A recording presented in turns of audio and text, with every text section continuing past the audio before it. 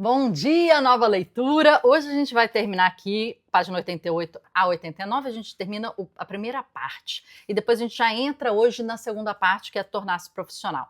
A primeira parte foi toda como vocês tinham visto antes, uma definição do que é essa resistência. Uma definição até muito extensiva, quase aí, né, 90 páginas aí direto, só da definição. Esse livro tem 3 páginas. Você vê que ele dedicou a primeira parte inteira, praticamente metade do livro aqui, só para a definição do que é da resistência, só para você se ver nessa situação. E aí, você está se vendo? Você já identificou a resistência na sua vida, nas pequenas coisas, né? Você percebeu a potência dela? Você analisou a potência dela na sua vida? Ou quanto risco você está disposta a ter pelo tamanho dela? Você já analisou isso? Pensa, porque a gente está fechando esse entendimento do que é, e a gente precisa entender o que é na nossa vida. Resistência e racionalização, segunda parte. Resistência é medo, mas ela é esperta demais para se mostrar sob dessa forma. Por quê? Porque se permitir que vejamos claramente que nosso medo está nos impedindo de trabalhar, podemos nos envergonhar disso. E a vergonha talvez nos force a agir diante do medo. A resistência não quer que trabalhemos e convoca a racionalização. A racionalização é um arauto da resistência. O modo como a resistência esconde o porrete atrás das costas. Em vez de nos mostrar nosso medo, que poderia nos envergonhar e nos impelir ao trabalho, a resistência aparece com uma série de justificativas plausíveis e racionais para não trabalharmos. O que há de mais indicioso nas racionalizações apresentadas pela resistência é que muitas delas são verdadeiras, legítimas. Nossa esposa pode mesmo estar no 8º mês de gravidez. Pode mesmo precisar de nós em casa. Nosso despertador pode mesmo estar fazendo mudanças que vão consumir mais horas de tempo, do nosso tempo. Talvez seja mesmo sensato adiar a conclusão da nossa tese, pelo menos até um pouco depois do nascimento do bebê. O que a resistência deixa de lado, é claro, é que tudo isso não significa nada. Tolstói tinha 13 filhos e escreveu Guerra e Paz. Então isso aqui é muito importante a gente entender. Vou só terminar aqui para a gente depois entrar. A resistência pode ser vencida. Se a resistência não pudesse ser vencida, não haveria Quinta Sinfonia, Romeu e Julieta, Apollo to Golden Gate. Derrotar a resistência é como dar a luz. Parece absolutamente impossível até você refletir que as mulheres fazem isso com sucesso, acompanhadas ou sozinhas, há 5 milhões de anos. Então vamos aqui, a racionalização. Então ele falou uma coisa muito importante. A forma como a resistência, o medo, trabalha para que você não tome ação, porque todo o trabalho da resistência é esse, né? Vamos deixar essa pessoa quietinha, vamos deixar essa pessoa gastar o que ela tem de mais rico, de mais precioso na vida, o tempo. E vamos deixar esse passar, sem ela perceber, enganando, ludibriando, né? Deceiving her, né? E o que ela faz aqui? Ela fala que a grande arma da resistência, do seu medo, são as racionalizações. Então, quando você coloca a sua mente para pensar e justificar plausivelmente, porque as justificativas são plausíveis, né? O porquê que você está falhando, por que você não está fazendo, por que você está adiando, e você se conforta e se ancora naquela justificativa. Esse é o grande ponto. E essa é a grande arma, que é o porrete atrás das costas que ela fala, né? Que esconde de você essa grande arma da resistência. Por quê? Muitos de nós vamos pelo lado racional, não só o emocional, né? E o racional é que nos faz parar com mais potência. Então tá aí o primeiro ponto. Depois, quando você consegue pegar realmente uma justificativa racional, plausível, aceitável, você cria armas contra você e contra a sua ação. Por exemplo, estava assistindo aquele seriado You, que saiu a última temporada agora. O You, né? Y-O-U, You, você, né? Tem no Netflix. Ele é um seriado de um cara que é um serial killer. E ele mata as pessoas, mulheres, né? Mas ele mata se auto-justificando várias coisas. Então, tem uma cena em que ele está tentando matar uma mulher, né? Ele está sempre tentando matar uma mulher que ele ama, teoricamente. Ele ama muito essa mulher. Ele cria uma obsessão sensual, sexual, mental com essa mulher, até que tem alguma relação, e a relação chega num ponto em que ele começa a criar justificativas, muitas vezes na cabeça dele, que ele tem que matar ela. E aí tiveram vários exemplos, né? Essa é a 5ª temporada. E aí uma delas fala assim: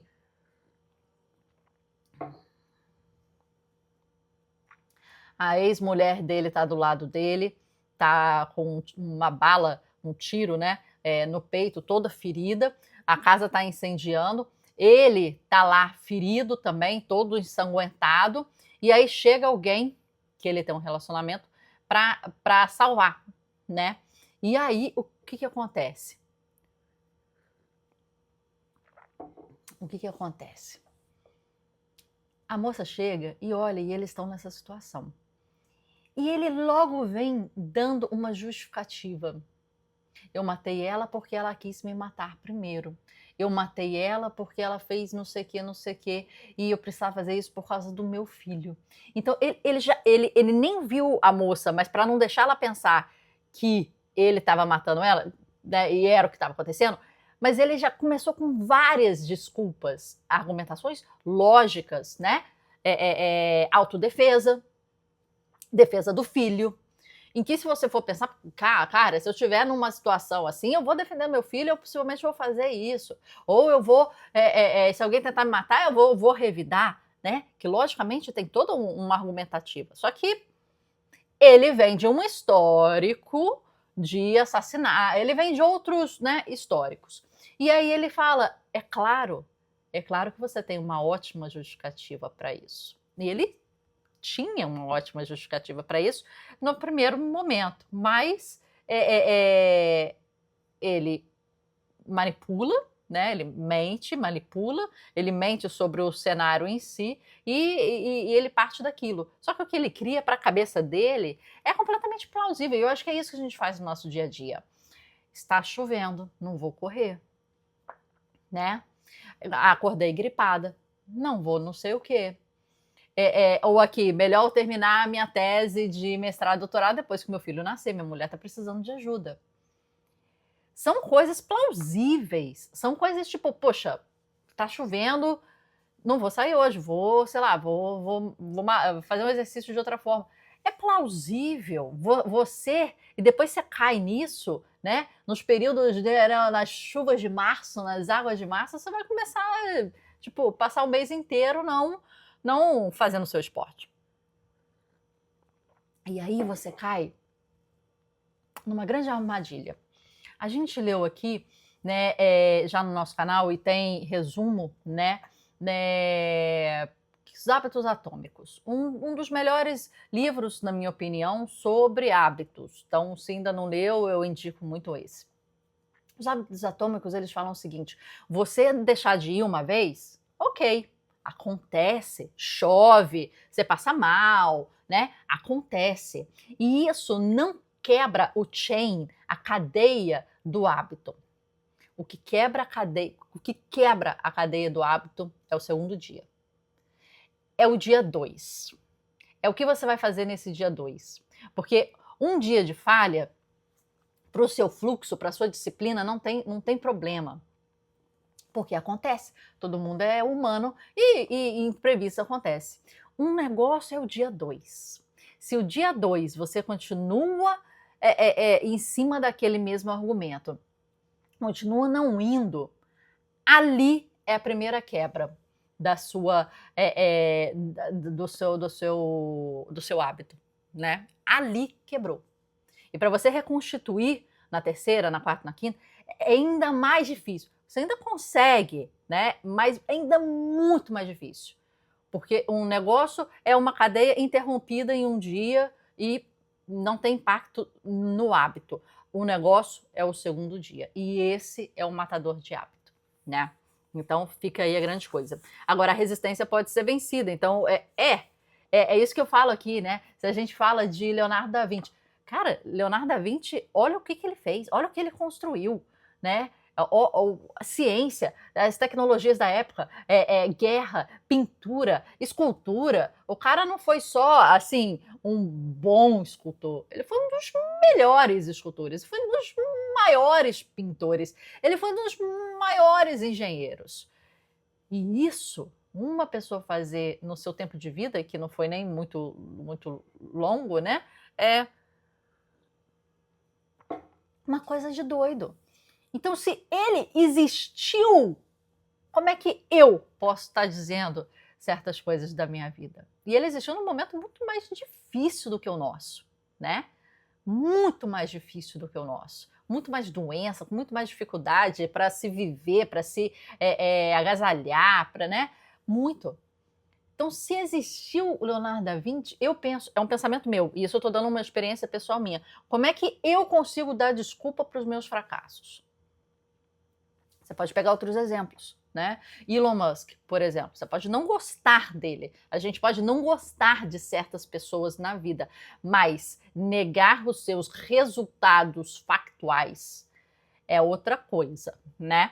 Então, assim, ele é dono da Tesla, da Starlink, teve o Solar City, SpaceX, tipo, quanta empresa que está mudando a forma como cada um desses mercados funciona. General Motors está aí há um tempão, foi ela que iniciou aí o carro elétrico em escala. Eu acho que ela já estava fazendo testes antes, mas que realmente falou, vou bancar esse prejuízo inicial, vou bancar isso e vou em escala potencializar isso. Não, não foi ela. Porque ela teve medo. Não foi ela. Foi ela, foi outra empresa, foi até a NASA que está aí anos e anos e anos que fez a cápsula propulsora do SpaceX voltar à Terra e ser reutilizada, economizando milhões e milhões e milhões de dólares, porque antes ela era explodida e não dava para fazer, né? E você viu um foguete dando ré, e a parte dele dando ré e voltando para a Terra para ser reutilizado. Foi um cara louco que gastou dinheiro que tinha, que não tinha, e que fez acontecer, e que está fazendo a diferença. Então, se existem essas pessoas na vida, né, e você cita 300 outros, cita aí brasileiro, cita 300 outros, pega o seu, pega, você está aqui, pega a pessoa que está aqui para você. Você tem que olhar para ela. Ela tem que ser sua North Star, sua estrela do norte, né? Nas metas, a gente sempre faz um shoot de North Star. Eu sei que eu não vou conseguir lá, mas é aqui que eu estou colocando a minha meta, é aqui que eu estou apontando o meu canhão. Se eu conseguir aqui, já vai ser bom demais. Entende? Então ele fala que é possível. Se teve a Golden Gate, Romeu e Julieta, a Quinta Sinfonia, se teve isso, se as mulheres dão a luz, que você pensando tudo que pode dar errado, você pensando no corpo humano, você pensando que os órgãos eles ficam assim, e depois de 9 meses eles, tá bem que eu posso voltar para o meu lugar? E que o osso, e que a saída, como é que é ali, né, que sai, né, entra e sai um negócio, sei lá, assim, de repente sai um cabeção, né, sai um corpo, sai um ombro, sai um ser vivo. Como é que, né, parir é difícil, muda a sua rotina, muda tudo, dói, né, tem repercussões, a memória fica mais avoada, o corpo se reorganiza todo, mas é possível, mas acontece, e acontece há anos, e acontece da forma que ele falou aqui, sozinho, com outra pessoa, acontece. Então, quer dizer, Se parimos, podemos resistir à resistência. Esse é o ponto. Segunda parte, combata a resistência, torne-se um profissional. Vamos só começar esse aqui. E, novamente, aqui estão as minhas anotações, né? Então, assim, faça as anotações, escreva o que você tiver que escrever, porque a resposta a esse capítulo. Qual é a resposta a esse capítulo? A resposta ao primeiro foi: o que é resistência, né? E a gente respondeu aqui do que é resistência, definindo um inimigo. Então, assim, a gente começa respondendo quem é esse inimigo, né? Como é que se define esse inimigo? É a nossa pergunta para a própria, né, resistência. Tá aqui que a gente escreveu. A segunda parte é combata a resistência. Então, qual é a pergunta? Como? Quais são essas estratégias para a gente combater a resistência? E a gente anota aqui. É isso, é perguntar ao título, é perguntar ao subtítulo. O livro tem que fazer e dar essas respostas pra gente, ok? Então aqui você vai começar a anotar como. A grande pergunta que a gente faz aos livros é como. O porquê é inicial, é pra gente contextualizar. Por que a gente deve combater a resistência? Ele está explicando aqui, né? Já tem essa explicação aqui. Mas como é a grande questão, tá? Uma coisa é estudar a guerra, outra é guerrear, né? E aí eu coloquei aqui, a dificuldade é entrar no ringue, que requer sangue, suor e skin, pele. Então eu coloquei 3 S's aqui, sangue, suor e skin. Sangue, suor e pele, né? Faz colocar a pele em risco. Então vamos lá. Aqui eu tenho um papel de anotações que estava aqui dentro para até colocar aqui do lado de fora. Profissionais e amadores. Os aspirantes a artistas derrotados pela resistência têm algo em comum. Todos eles pensam como amadores. Ainda não se tornaram profissionais. O momento em que um artista se torna profissional é tão memorável quanto o nascimento de um primeiro filho. Não passa de mágica, tudo muda. Não tenho dúvida de que minha vida pode ser dividida em 2 partes, o antes e o depois de me tornar profissional. Para ser claro, quando digo profissional, não me refiro a médicos, advogados ou que exercem profissões. Refiro-me ao profissional ideal, ao profissional em contraste ao amador. Veja as diferenças. Amador trabalha por diversão, profissional trabalha para ganhar a vida. O amador trabalha como um hobby e o profissional como vocação. O amador trabalha meio expediente, o profissional trabalha expediente integral, período integral. O amador é guerreiro de fim de semana, o profissional guerreia 7 dias por semana. E eu coloquei aqui, até parece, né? Você que começa no empreendimento, começou como MEI ou empresário, você sabe que não existem 7 dias na semana, né? Existe muito, muito, muito mais do que isso. Aí você fala, não, Marcela, mas de 7 ele já está incluindo o final de semana. Sim. Só que o pensamento da gente é achar que trabalho 8 horas por dia, de segunda a sexta. Não é isso. São 7 dias na semana. E não são puramente 7 dias, é o tempo todo. Porque quando você está parado no cinema, você está lembrando da sua empresa e do problema que você tem que resolver. Quando você está tomando banho, você está lá, não, tem que mandar um e-mail, tem que falar com fulano de tal, tem que resolver tal problema. Não existe pausa, nem você fazendo cocô, nem você tomando banho. Não existe pausa, né? E aqui ele fala uma coisa muito certa, como se estivesse nascendo um filho. Principalmente nos primeiros anos, é sim, né? É o tempo todo. A pessoa vai estar fazendo uma pergunta, você de repente vai até desviar o assunto e vai falar, não, mas por que não sei o que desse documento, não sei o que eu tenho que fazer? Como é que faz para gravar vídeo para o YouTube? Né? Tudo vai ser uma questão. Como é que faz para gravar? Como é que faz para editar isso aqui? Como é que faz? Qual é o melhor microfone? Né? Esse aqui, o link está aqui embaixo. Como é que faz o melhor microfone? Como é que faz não sei o quê? Tudo é você querendo aprender para otimizar o seu tempo. E parece que nasceu o filho. A palavra amador vem do radical latino, que significa amar.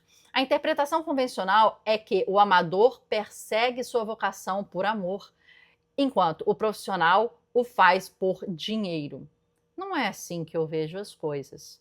Para mim, o amador não ama seu trabalho bastante. E se o amasse, não o exerceria marginalmente, diferenciando de sua vocação real. Eu marquei essa parte. Marca, grifa aí. O profissional ama seu trabalho a tal ponto que dedica a ele a sua vida em tempo integral. É isso que eu quero dizer com tornar-se profissional. A resistência sente ódio ao ver que nos tornamos profissionais. Então, muito interessante essa diferença que ele fez de amador, que vem de amar, mas que você não ama o suficiente, porque você continua part-time, continua, né, tempo parcial aí, como se fosse um estagiário, né, que tá ali, tá aqui, não se importa tanto, né, não entrega tanto, né, e até às vezes nem quer estar ali, na verdade, alguém que mandou ele estar ali. Na verdade, quem ama muito é quem passa desse ponto de amador para profissional. E é muito boa essa interpretação. A gente vai ficar aqui, minha gente, paramos na página 96, tá bom? Começamos aí a segunda parte aqui do Torne-se Profissional. E a grande questão aqui é você fazer o quê?